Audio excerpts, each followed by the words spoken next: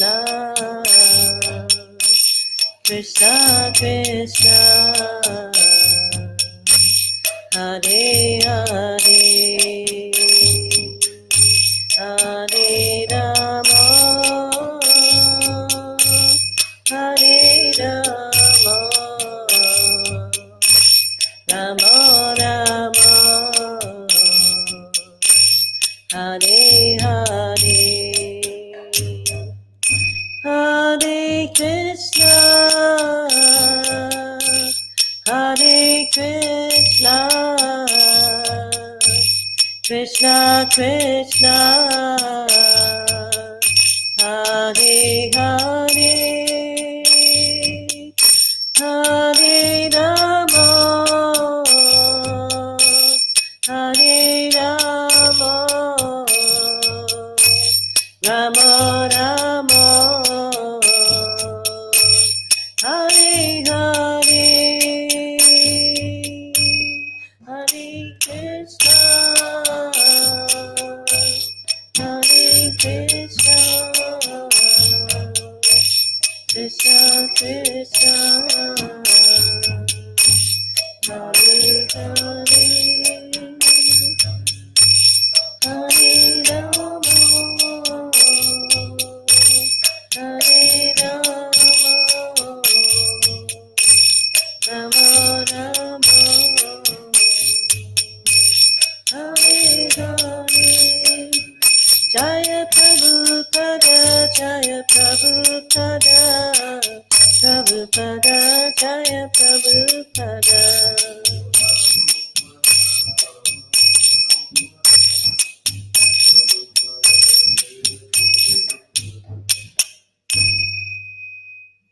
Shri Prabhupada ki jai, Granthra Srimad Bhagavatam ki jai, Iskam Guru Vrinda ki jai, Nitai Gaur Premanandi, Hari Bol. Reading from Shri Prabhupada Lilamrita, chapter entitled At Home in India. This is volume 6. In tiny cramped handwriting, Srila Prabhupada had noted down in a small address book a list of points he wanted to discuss with Mrs. Gandhi, as follows.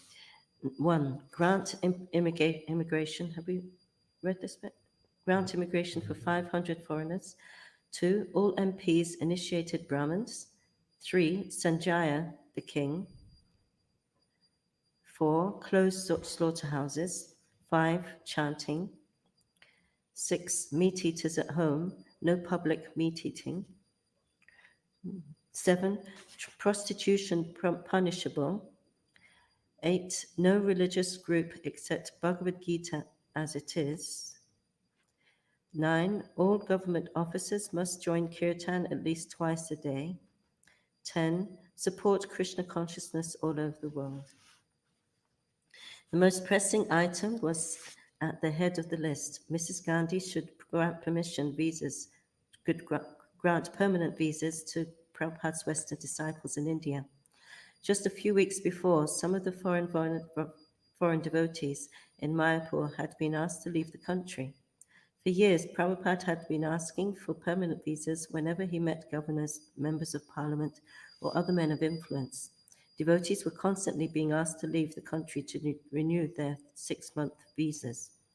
The travel costs incurred and the disruption of the devotees' services seriously hampered ISKCON's work in India.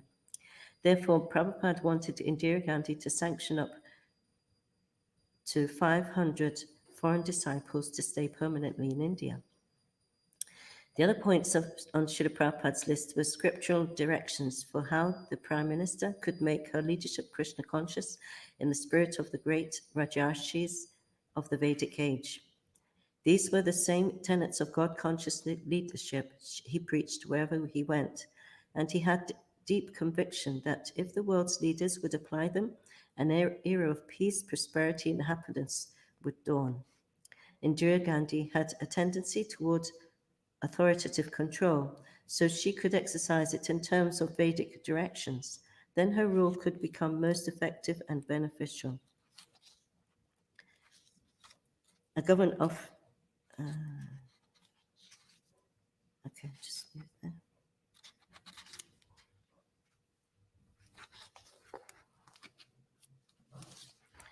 Shri Prabhupada Ki Jai. So reading from Srimad Bhagavatam, Canto 5, Chapter 8, entitled The Character of Bharat Maharaj, Text 16.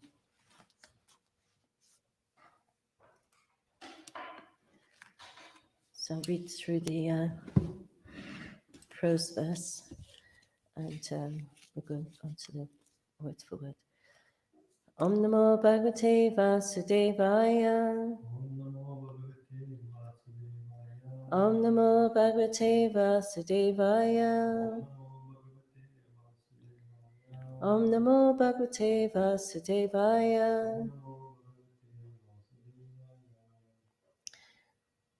Apibata survived Kripana Ena Balako Mrita Harini Suto Homamanar Yasya Seta Kirata Mate Akrita Sukritasya Krita Vishvamba Atma Pratyayena Tad Avigyanayan Suja Vivagamashyati. Please respond. Api, indeed. Bata, alas. Sa, that calf. Vai, certainly. Kripana, aggrieved. Ena balaka, the dear child. Mritaharini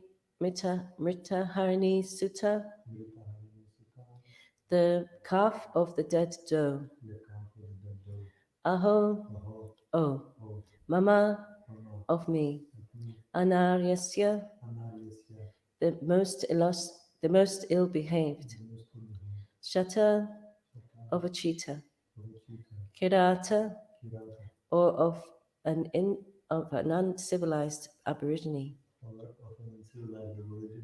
Mate, whose mind is that. Akrita Sukritasya, who has no pious activities. Krita Vishramba, putting all faith. Atma Pratyayena,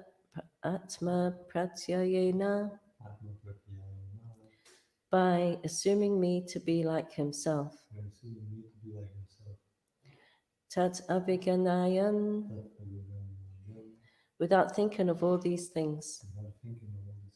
Sujana Iva, like a perfect gentle person.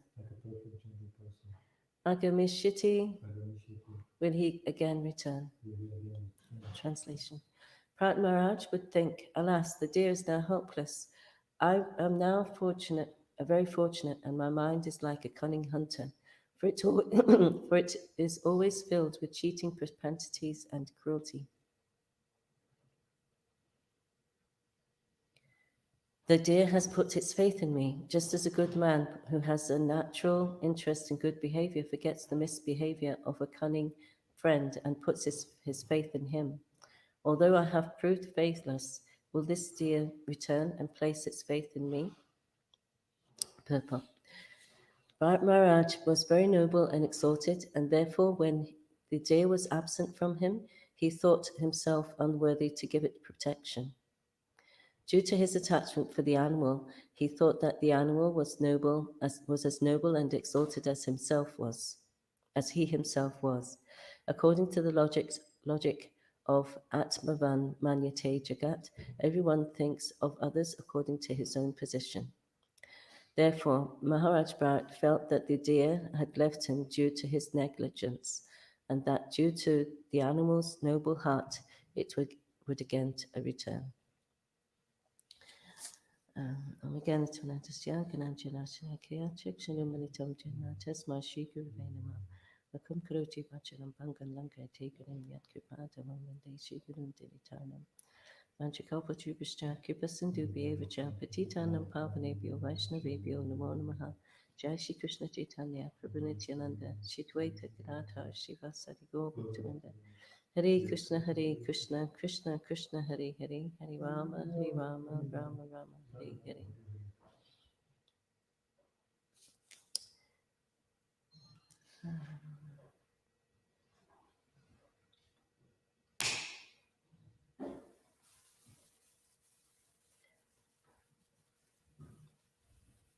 So as Prabhupada mentions in the purport, Bharat Maharaj was very noble and exalted.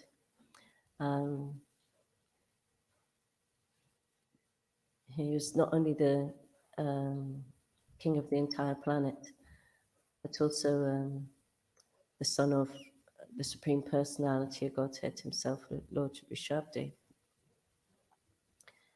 And his brothers were equally noble, like nine self-realized brothers who became the Navayugranjas.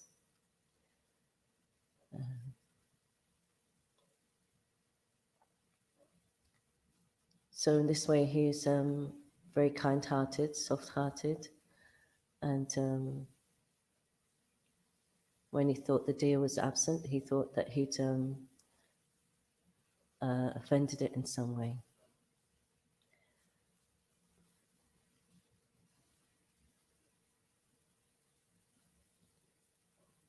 But this is having come from such a noble background. His mentality wasn't in keeping with that nobility in the sense that he was becoming attached to an animal and thinking the animal to have the same consciousness as a human being. An animal's consciousness only goes as far as eating, sleeping, mating, and defending, and an animal can be very intelligent in that, but only in that regard, in these fields of activity. So we see how people get attached to their dogs or their pets and so on. And they think the animal is attached to them. It's said a dog by nature follows his master. And he licks his face and so on. And the owner can think him so, oh, he loves me, he adores me. But the animal only, as I said, only thinks as far as eating, sleeping, mating, and defending. He may dislike the taste of the owner's face. It's salty and so on.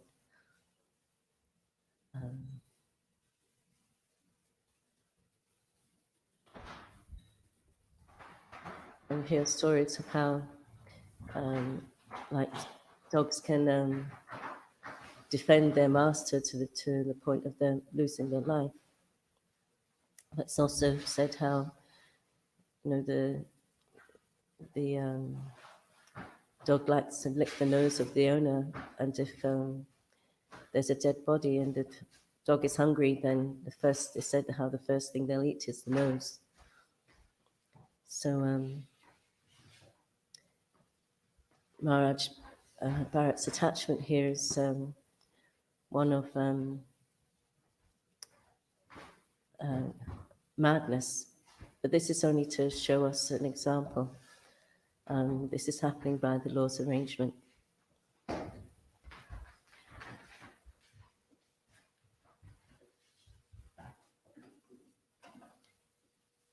Just as like Bhishma Dev, he was used as an example to show how, no matter how exalted one is, if one isn't on Krishna's side, then one will be vanquished. Although, on another level, Bhishma Dev is the eternal associate of the Lord in a particular rasa, which was facilitated by him being on the opposite side. He wanted to see Krishna angry and see him in the mood of his mood of chivalry come out, even though he promised not to engage in any fighting in the war.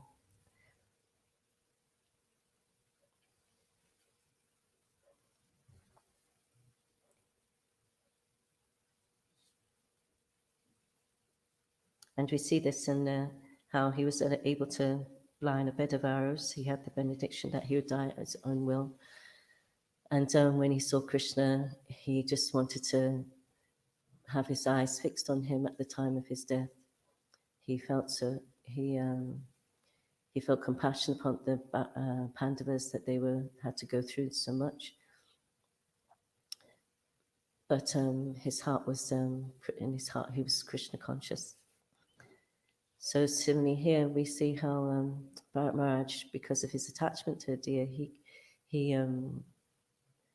he's becomes a deer in his own life, in his next life, remembering the deer at the time of his death, and but he could remember his past, and even in an animal's body, he was able to do so, and took steps not to make the same mistake again. So in his next life as Jack Barrett, he took all means to not become attached. Said how when he was grabbed to be the king of the times, King Rahugana's servant, he wouldn't even. He was trying not to kill even an ant. So he didn't lose his sense of compassion, but was rightly directed.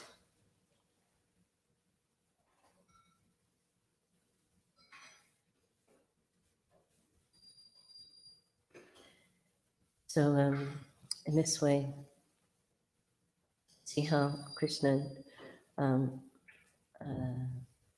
protects his devotees. He never forgets what they've. He appreciates every service that they do.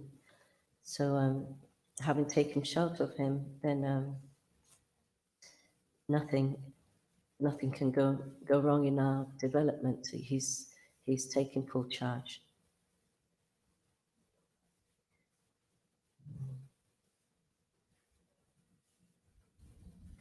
In this way,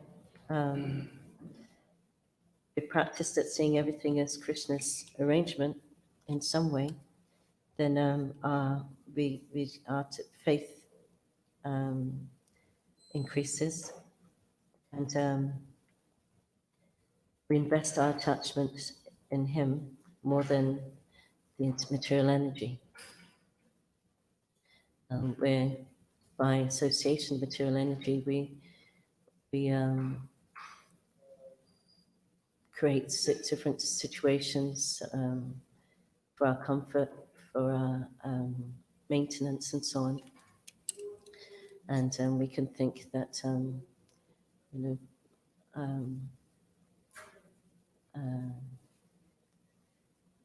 like if one has a job, then one can think one's employers they maintain that one is getting so much satisfaction from family members, and this is what is maintaining us. But all these things are coming back from Krishna's arrangement. He's behind it all. It's even him that creates the sense of satisfaction that one can get from such loving relationships.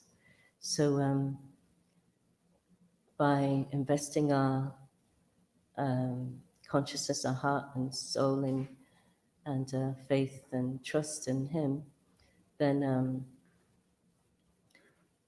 we then at the time of death, we too can remember Krishna at the time of death and go back to him.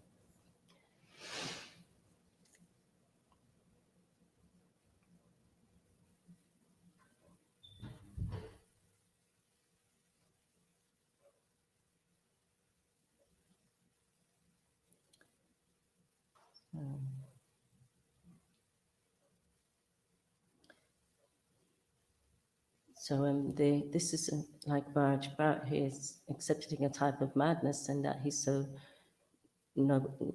exalted and has so much knowledge and such a background, that he's falling for an attachment for the deer and thinking it's to be human in its feelings and so on, sentiments. We have the transcendental example of Srimati Radharani, how she saw a deer and saw a bumblebee and took it as a Krishna's messenger. And she confided in the deer of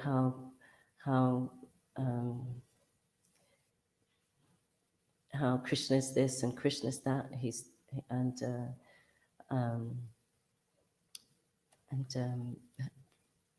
Expressing her anger at how Krishna was neglecting them and so on.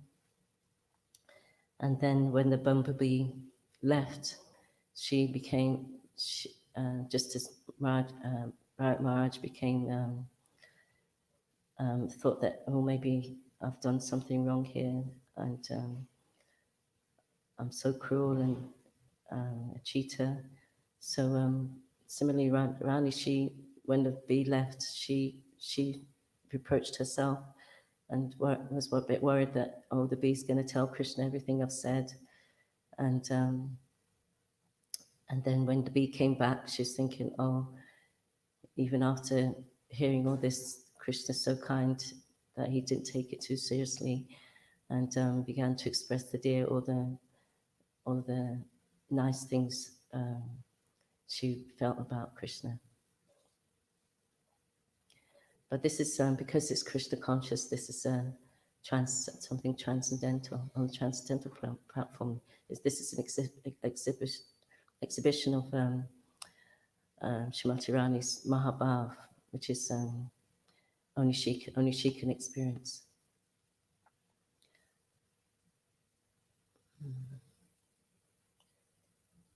But we see here how the deer was, for the attachment of the deer, Bharat fell down from this Bhava platform.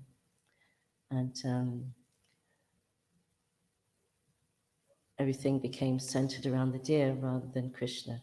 Even in this meditation, he would be thinking of he'd be conscious of the deer moving about and nudging him, and during his meditation, and Krishna wasn't in the picture at all. It was just a kind of show of meditation.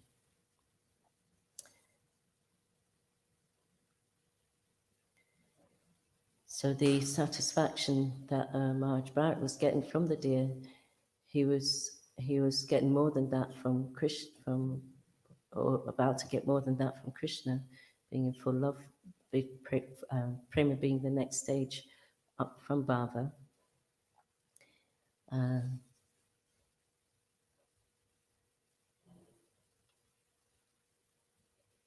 So by maintaining his Krishna consciousness, he would have these sentiments and more that would give him full satisfaction. That would make the attachment for a deer puny, and this he realized after in his next life as a deer, and so that's why he took all precaution as Bharat to not make the same mistake again.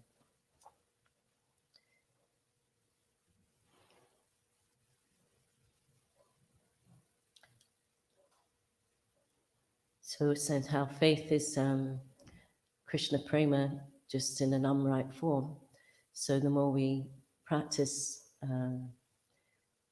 having that faith, like I said, as you say before, meals, Mahaprasadi Govinde, Nam Brahmani Vaishnave, Swavapunya Pratam Vajan, Vishwashula Jayate. If one's faith in Krishna is never born unless one has faith in the Brahmins, the holy name of Mahaprasadam. So invest our relationship Krishna via these gifts, and we're just on. It's just a matter of time that we'll be reinstated in our spiritual position of eternity, bliss, and knowledge,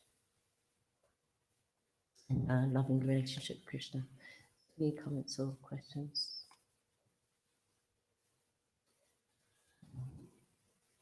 It's interesting that even though Bharat gave up an empire bigger than anything in current history, we can imagine, and it became attached again. And from our point of view, reading it, we could think, well, you could have easily avoided that. And we can see how he could have avoided his falling back into that, but at the same time, we've got almost nothing to give up, but we're still holding on to it. So just wondering how can we really, what lesson can we really take which is actually going to help us, because it's very nice reading and it's good to discuss these things, but putting it into practice, then how are we going to recognise the kind of puny attachments we have and give them up? By constant and really practice, by knowledge and detachment. Krishna says suitable practice in detachment. When we're chanting the holy name, to really absorb and see as non-Krishna, different from Krishna, to experience his reciprocation that way. By hearing about the world and how his transcendental qualities, how his Bhakti-Vatsala, how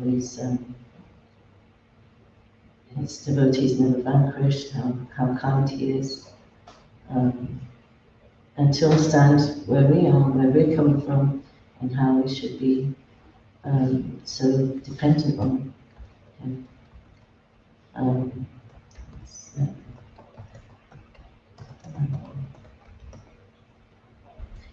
And to discuss the evils of birth, death, and old age and disease, we should that's also to be discussed as well as Krishna's pastimes.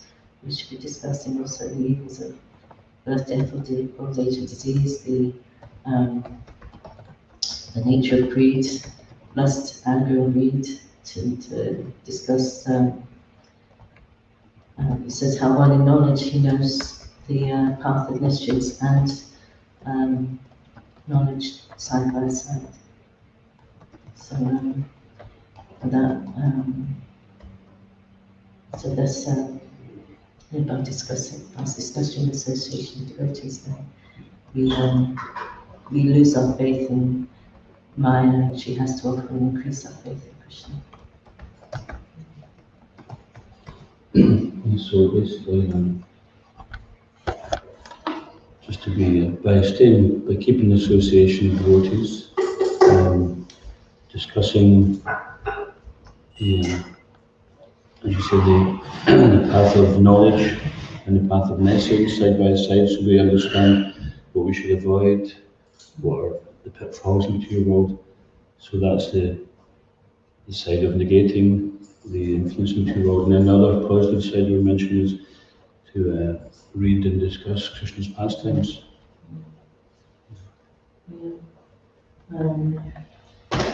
The problem is our attachments can get in the way, and sometimes can maybe blind us to what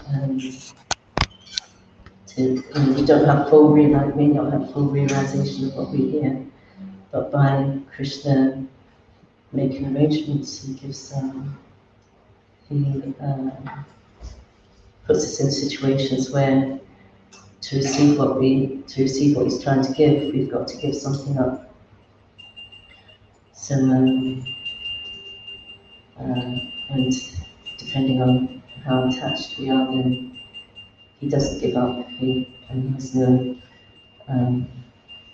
attachment for our psychophysical nature. He may put us through all sorts of situations to try to make us see, to give us so many wake-up calls, to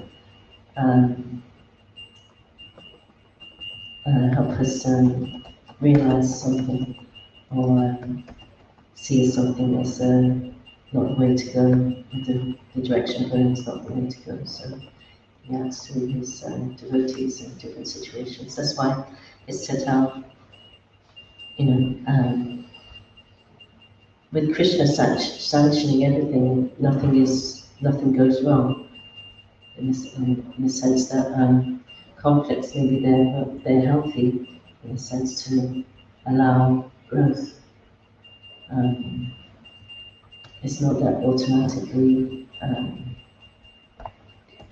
you can be kind of utopia and all this kind of thing. This is, we're all individuals, and so to disagreements, conflicts, or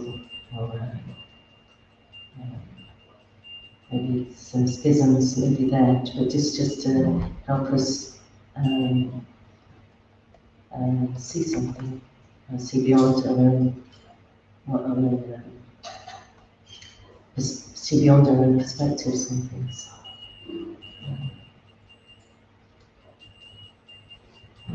So in this way, we can't take them too seriously. You know, some take it so seriously that they leave them.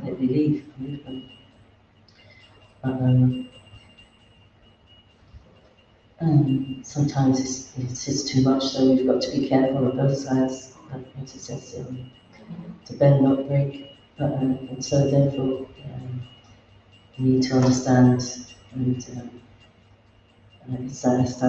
understand each other so that we can act accordingly.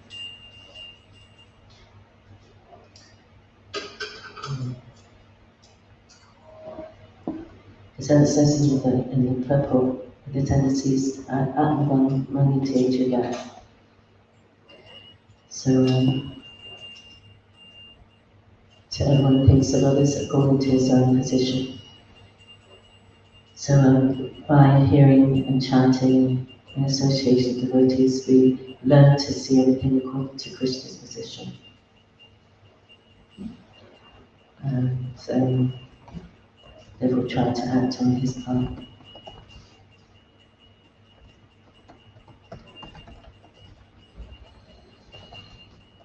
Because he's got the biggest picture of what's happening in the world, so, and what's happening in our lives and where we are on our journey towards him. So I think that's why we study Krishna and how he responds, so that we can be the best association for each other in that way. And again, if there's any schism, conflicts or misunderstandings, they're not to be taken too seriously.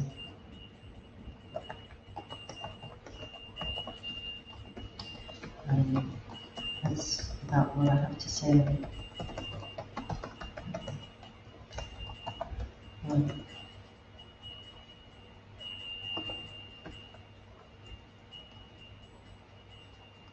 Yeah, it's important to know what our next step is, so that we can be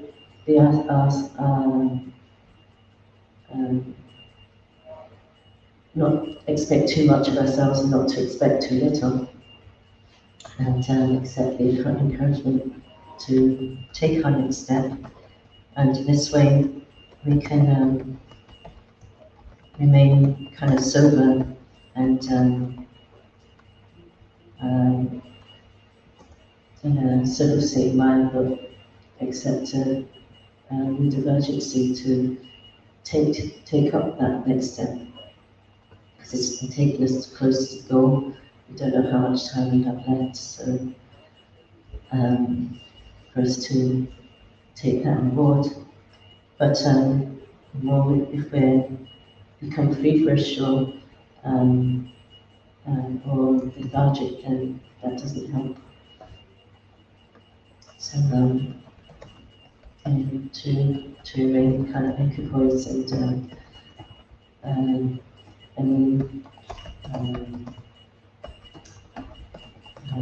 anything that comes up that's getting in the way, not to be overly anxious or feel oneself incapable, and to become morose or to be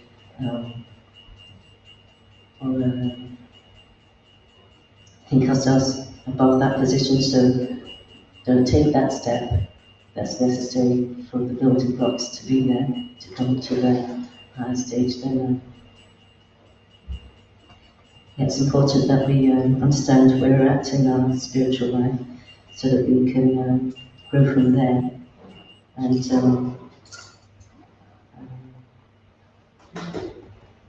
yeah, we're going so in that way.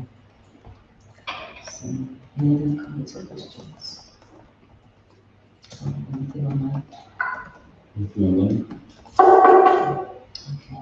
So thank you for your attention.